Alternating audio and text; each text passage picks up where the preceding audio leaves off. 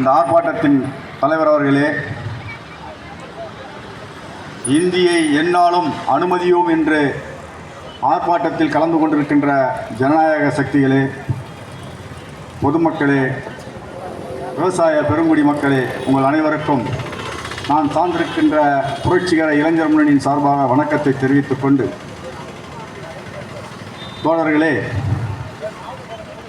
இந்தியாவை பொறுத்தவரை இரண்டு விதமான தத்துவங்களும் இரண்டு விதமான அரசியலும் தான். அந்த இரண்டு விதமான அரசியலில் ஒன்று மனு தர்மத்தின் வழிகாட்டுதலில் இருக்கக்கூடிய RSS பிஜேபி அரசியல். இந்த அரசியல் வலுப்பெற வேண்டும் என்றால் இன்னொரு உழைக்க மக்களின் தத்துவமான ஜனநாயக தத்துவமான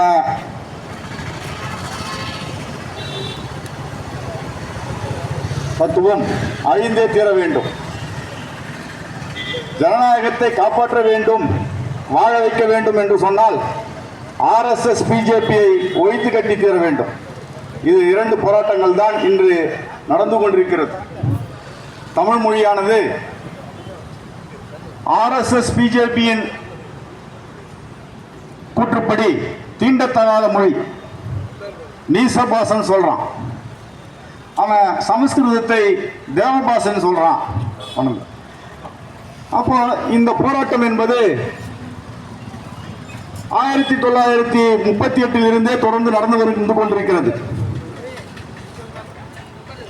அப்போ இருந்த இந்து மதவாதிகளும் RSS காரர்களும் தொடர்ந்து தமிழ் மொழியை குறிவைத்து அழிப்பதின் நோக்கம் என்ன?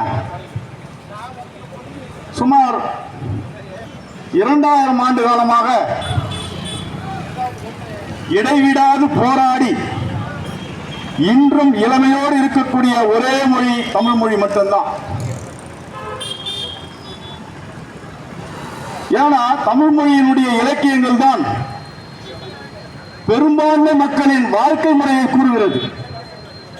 நீங்க திருக்குறளை எடுத்துக்கிட்டாலும் சரி, 10 பாட்டை எடுத்துக்கிட்டாலும் சரி, 8 தொகையை எடுத்துக்கிட்டாலும் சரி, கலித்தொகையை எடுத்துக்கிட்டாலும் சரி, புறநானூறு, அகநானூறு எதை எடுத்துக்கிட்டாலும் சரி, பெரும்பான்மை உழைக்கும் மக்களின் நலனை மட்டும்தான் அது பேசும். மனு தர்மமும் சமஸ்கிருதமும் என்ன பேசும்? படித்தால் நாக்க அவரு பாப்பம், படிக்கிறத கேட்டா காதல ஈயத்தை காய்ச்சி ஊற்று. இதுதான் இந்து மத கொடுமைகள். இன்னைக்கு என்ன நிலைமை? அதனுடைய வளர்ச்சி என்ன? இவன் இந்தி இங்கிலீஷ் வச்சாலும் படிச்சிடறான், தாய்மொழியில் படிச்சிடறான், மருத்துவ துறையிலே முன்னேறி வருகிறான் என்று நீட்ட கொண்டு வந்தான். இப்போ பழைய கல்ல ஊத்தி எடுத்துன்னு வரான். என்னது? இந்தியை திணிக்கிறான். அப்ப இடைவிடாது தமிழ் இனத்தின் மீது இந்த பார்ப்பன பாசிச பாஜக என்பது தனது அடக்குமுறையை ஏவிக்கொண்டே இருக்கிறது என்பதை நாம் புரிந்து கொள்ள வேண்டும்.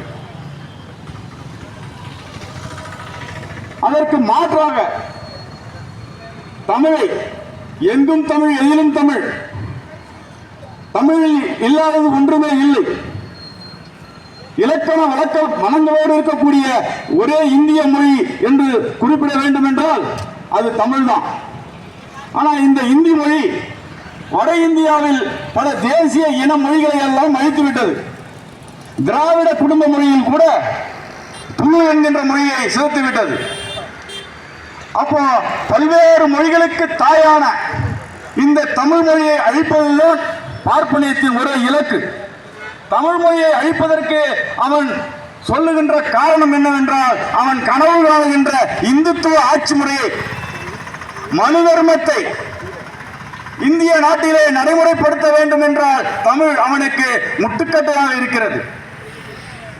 தமிழின் இலக்கியங்கள் அவனுக்கு முட்டுக்கட்டையாக இருக்கிறது. இன்று தமிழ் உலக நாடுகளில் எல்லாம் ஆட்சி மொழியாக இருந்து கொண்டிருக்கிறது. அப்போ அவனுக்கு பொழுது வெடியும் போதெல்லாம் தமிழ் மொழியை எப்படியெல்லாம் அழித்து கட்டுவது, ஒழித்து கட்டுவது, தமிழ் இனத்தை எப்படி ஒழிப்பது, தமிழ் மாணவர்களை எப்படி கல்வி அறிவு இல்லாத தற்குறிகளாக மாற்றுவது என்கின்ற சிந்தனையோடவே RSS கண்விழிக்கிறான். அப்போ நாம எல்லாரும் தமிழ்நாட்டில் இருக்கக்கூடிய ஜனநாயக சக்திகள் எல்லாம் நாமும் அதே போல் சிந்திக்க வேண்டும். பார்ப்பன பனியா பாஜகவை RSS தமிழ்நாட்டில் நுழைய விடாமல் விரட்டி அடிக்க வேண்டும் என்று கேட்டுக்கொண்டு விடைபெறுகிறேன். நன்றி, வணக்கம்.